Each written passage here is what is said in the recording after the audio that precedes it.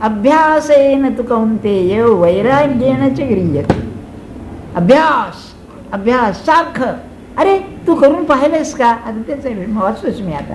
तू करून पाहिल्याशिवाय असं बोलतोस कसा? म्हणून अभ्यास पाहिजे.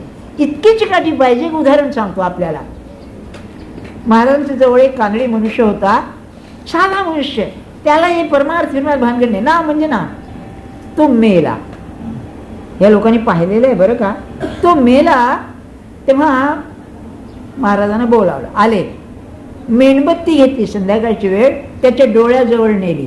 थिसलेले डोळे, मेलेलं असतं त्यावेळेला. किती डॉक्टर कुठला आला हो, तेव्हा मेलेला.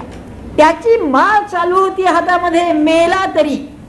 हा अभ्यासाचा परिणाम आहे. काय असेल मला सांगा. त्याची सारखी ती बोटं आपली मेल्यानंतर त्या याला सवय लागलेली ती चालू होती बघा.